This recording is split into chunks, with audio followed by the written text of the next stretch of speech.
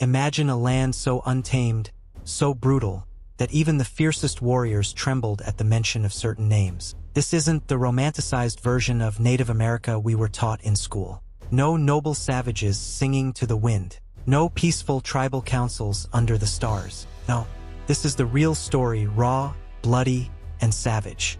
Before European boots even touched the soil, North America was already a battleground ruled by tribes whose warfare, cruelty, and strategic brilliance eclipsed anything the colonizers could have imagined. And today, we're pulling back the curtain on three of the most terrifying Native American tribes you've never really heard the truth about. These weren't just warriors. These were ghosts in the night, executioners on horseback, and architects of terror. Our journey begins with the Comanche, a name that once sent chills through the spine of every settler, soldier, and rival tribe in the American West. The Spanish called them Lords of the Plains, but to their enemies, they were demons in human form. Their very name, derived from the Ute language, means anyone who wants to fight me all the time, or simply enemy. An enemy they were. The Comanche didn't begin as a horse tribe. They were once part of the Shoshone people, humble hunter-gatherers in the Rocky Mountains. But everything changed when the Spanish unknowingly handed them the key to domination, the horse. It spread from tribe to tribe like wildfire, and when the Comanche got their hands on them, they didn't just become riders, they became something else entirely. They didn't just ride horses, they became horses. Children were taught to ride before they could walk. Boys were expected to rope, chase, and tame wild horses as a rite of passage. They developed terrifying techniques, choking a wild horse unconscious, blowing air into its nose to revive it, then slowly breaking its spirit. These weren't cowboys gently whispering to animals. This was domination, control, power, and on the battlefield, they were untouchable. A Comanche warrior could shoot arrows under a horse's neck, across its back, or from behind, while galloping full speed.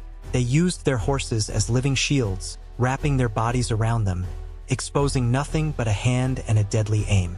Spanish generals wrote home in horror, claiming Comanche riders were like winds that kill. Even Comanche women rode with fury. They lassoed animals, hunted buffalo, and rode into raids, earning scars and glory beside their men. This tribe didn't believe in peace. Peace was weakness. Raiding, killing, stealing, that was the only true path to status. Young men earned respect not through speeches or dances, but through blood. Every horse stolen, every enemy killed, every woman captured added to a warrior's legend. And the Comanches weren't picky. They raided Mexican villages under the moonlight, giving rise to the infamous Comanche Moon. Hundreds of warriors would descend without warning, massacre the men, abduct the women, steal every horse in sight. Those who resisted faced horrors no one dared write about.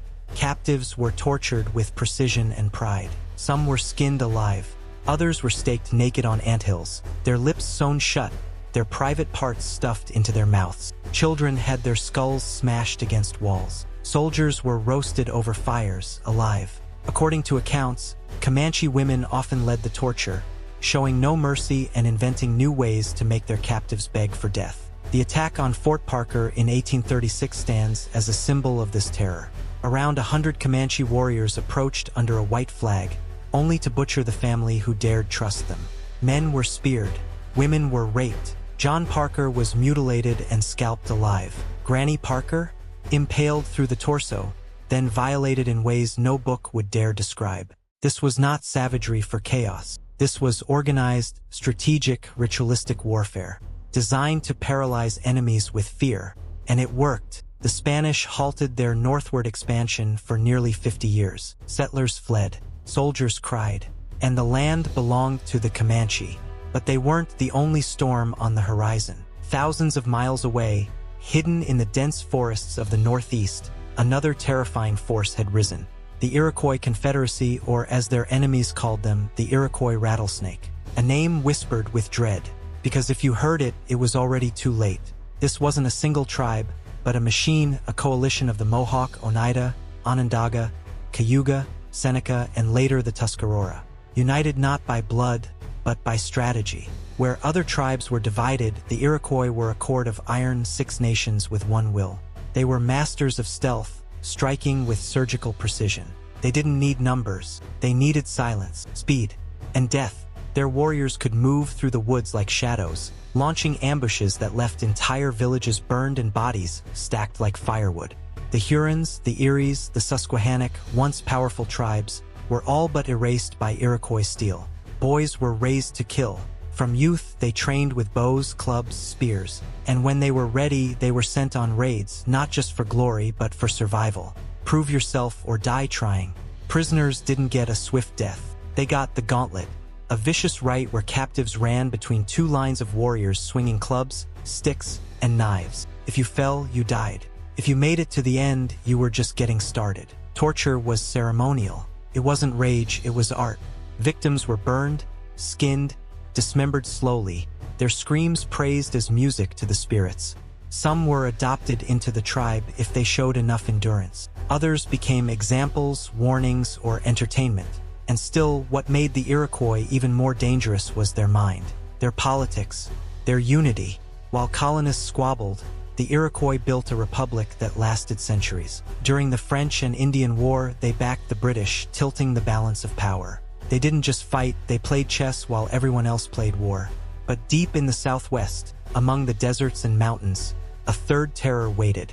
The Apache, the ghosts of the land, nomads of death. Guerrilla warfare was not their tactic, it was their identity. The Apache were not about numbers or open battle. They were ghosts. They struck when you least expected, slipped away without a trace. They moved like smoke, fought like wolves, and lived like shadows. Surrounded by enemies, the Spanish, the Mexicans, the Comanche, the Americans, they survived through pure adaptation and ferocity. An Apache warrior could run for days, barefoot, through the desert without stopping.